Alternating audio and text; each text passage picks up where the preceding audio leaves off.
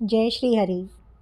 Meditation की इस video में आपको आपके बहुत सारे क्वेश्चंस के आंसर मिलेंगे और सिंपली मिल जाएंगे। क्यों मेडिटेट करते हुए सर में दर्द होता है, एक अजीब सी बेचैनी, घबराहट, फ्रस्ट्रेशन, ऐसी वाली फीलिंग क्यों आती है, क्यों ऐसा होता है कि आपको झटके लगते हैं। बहुत लोग इस चीज़ की कंप्लेन करते हैं ना। ऐसा क्यों होता है कि आपके पल्स रेट हाई हो रहे हैं, शरीर में कुछ घूम रहा है, कुछ गर्मी लग रही है, पसीना आ रहा है, बहुत रोना आ जाता है कभी कभी।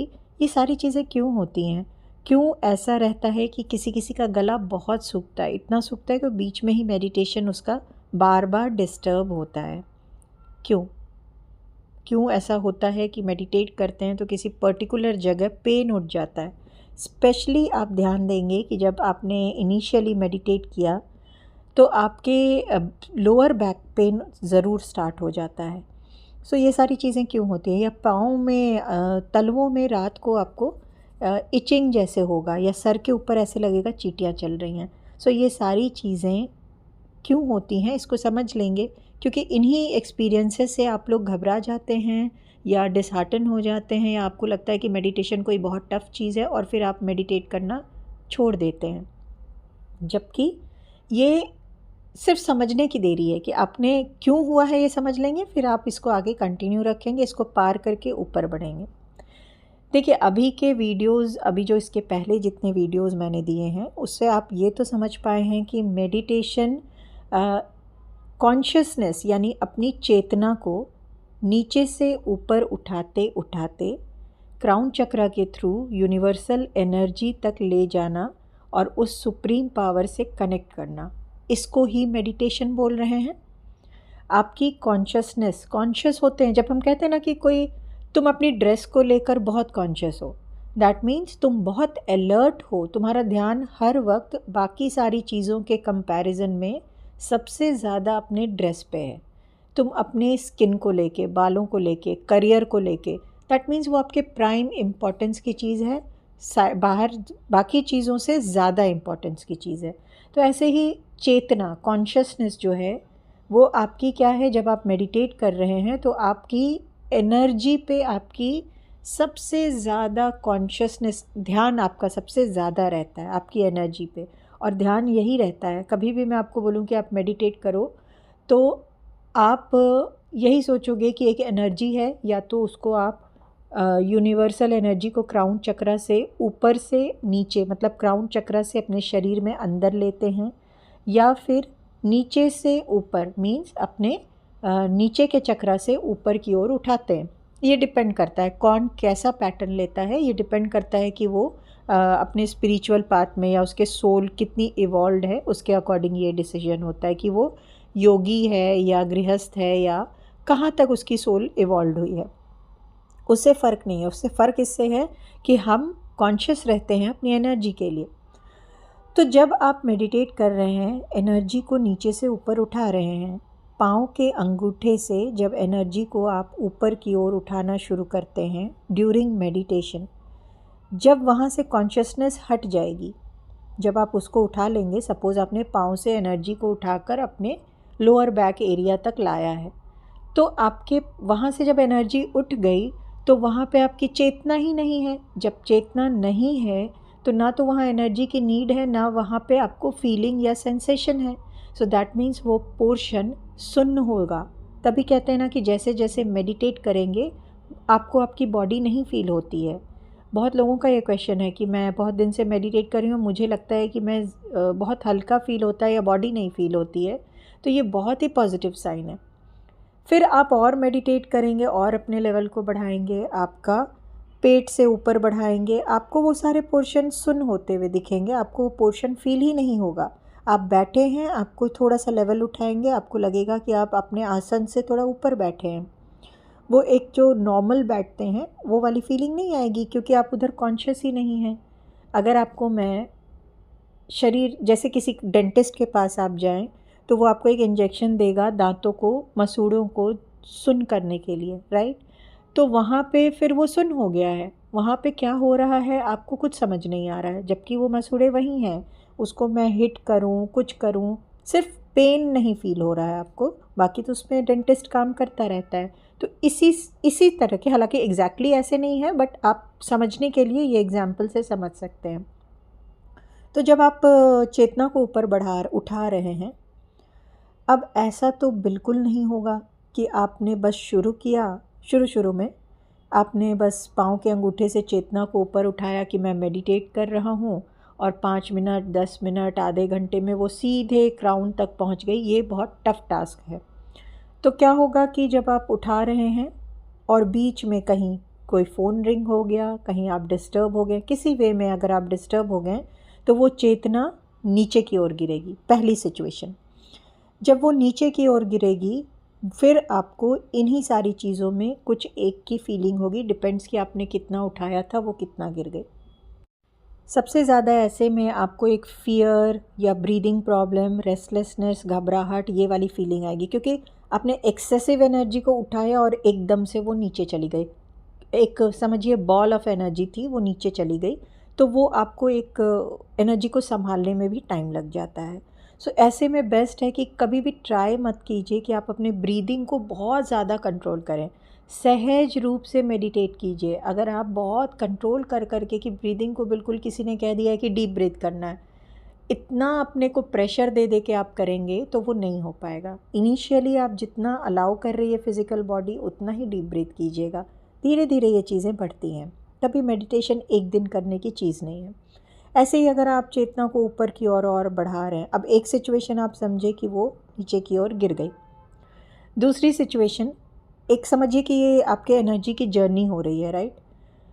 सेकेंड सिचुएशन ये हो सकती है कि जब आप चेतना को ऊपर बढ़ा रहे हैं, जहाँ जहाँ आपका ब्लॉकेज है वहाँ चेतना सीधे बिल्कुल स्ट्रेट ऊपर नहीं बढ़ेगी, राइट।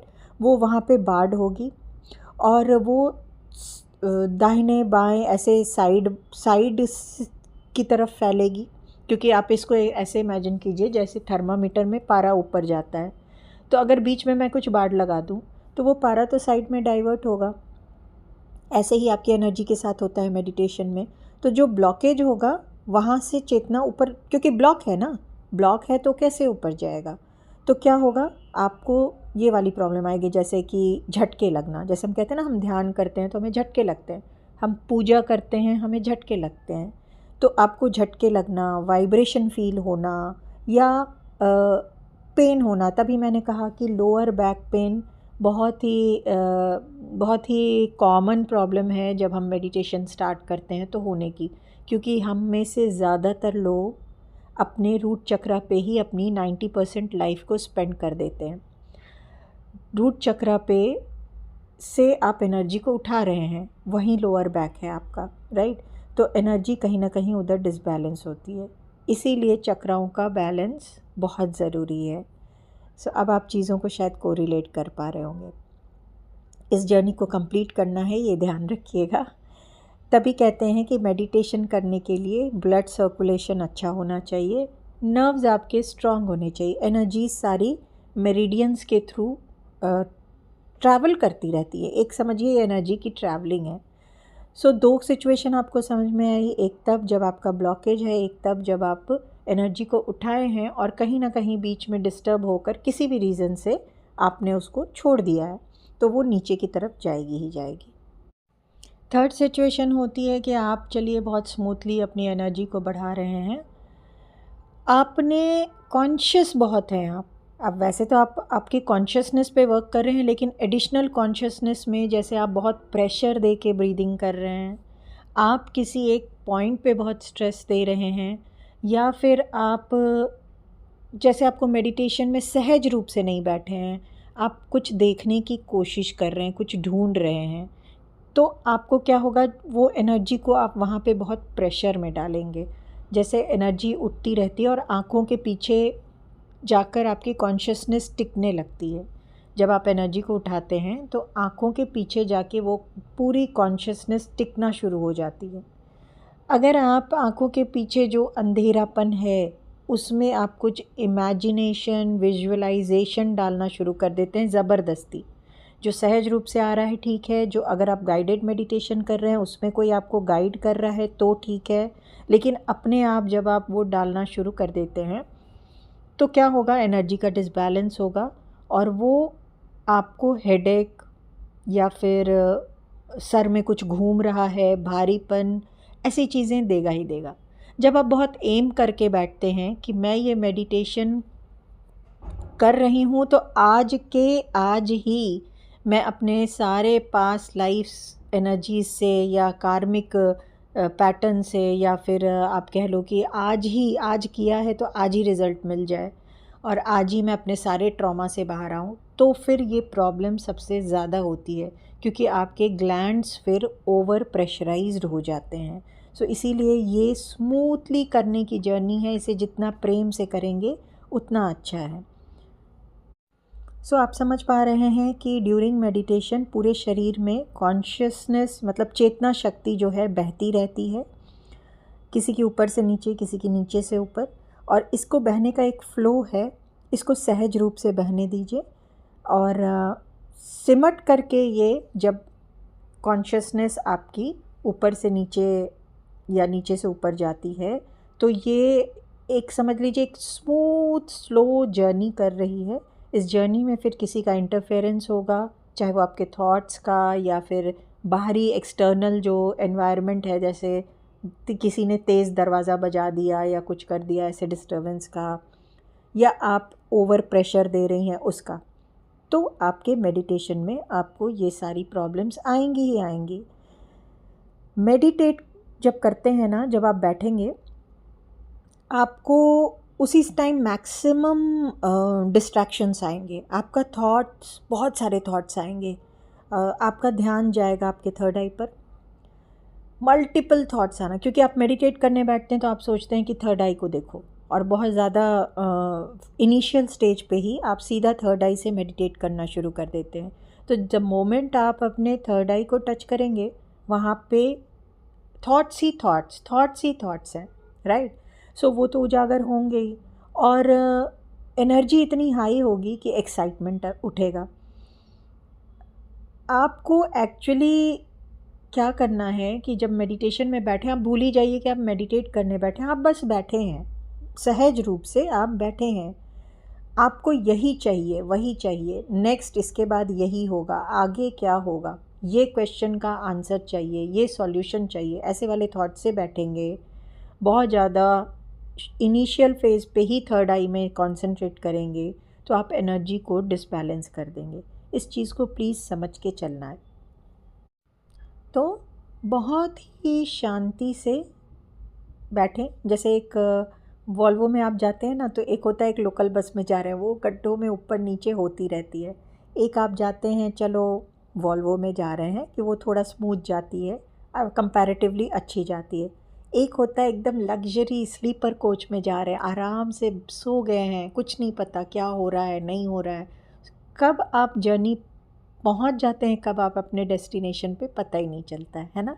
तो आपको डिसाइड करना है कि जर्नी तो करनी ही करनी है। अगर मेडिटेट कर रहे हैं तो जर्नी तो करनी ही करनी है। अब तीनों में से कौन सी जर्नी आप चूज़ करेंगे ये आपको डिसाइड करना है।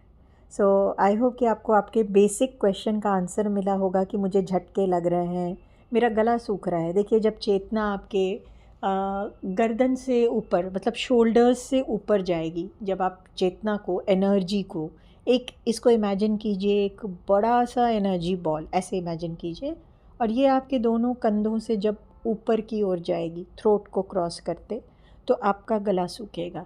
और यहाँ पे हल्की सी भी कुछ अगर आपने कहते हैं ना कि प्रेशर या डिसबैलेंस किया, जो अभी मैंने पहले समझाया, तो आपको इस एरिया में शोल्डर पेन या सोर थ्रोट या कुछ ना कुछ वहाँ पे प्रॉब्लम आएगी। कई बार क्योंकि यहाँ आपका थ्रोट चक्रा है, कई बार आप मेडिटेट करके और कुछ ऐसा बोल देंगे किसी को भी, जो सामने वाला बोलेगा तुम कैसी मेडिटेटर हो, तुम ऐसी बातें करती हो। तो वो सारी जो कम्युनिकेशन रिलेटेड प्रॉब्लम है वो हो सकती हैं। तो इन सबको बस ये होंगी ही, एक दो बार इनिशियल फेज़ में कुछ ना कुछ ऐसा होता ही रहेगा। आपको करना क्या है फिर, आपको अब ये वीडियो सुनने के बाद आपको समझ में आ गया है कि कैसे करना है। तो बहुत ही सहज रूप से शांति से पूरा टाइम देके धीरे धीरे मेडिटेशन को करना है। और ये सारे जो एक्सपीरियंसेस होंगे इवन किसी किसी को इतनी ज़्यादा, अब डिपेंड करता है ना किसकी कितनी ब्लॉकेज, कितनी एनर्जी कैसी है, तो किसी किसी के पल्स रेट बहुत हाई हो जाते हैं, किसी किसी को बिल्कुल ऐसा लगता है कि पैरालिटिक अटैक आ रहा है, बट एक्चुअली आप चेतना को उठा रहे हैं। तो घबराना नहीं है, चाहे गर्म फील हो रहा है, पसीना आ रहा है, ठंड लग रही है, हर बॉडी का अपना अपना है।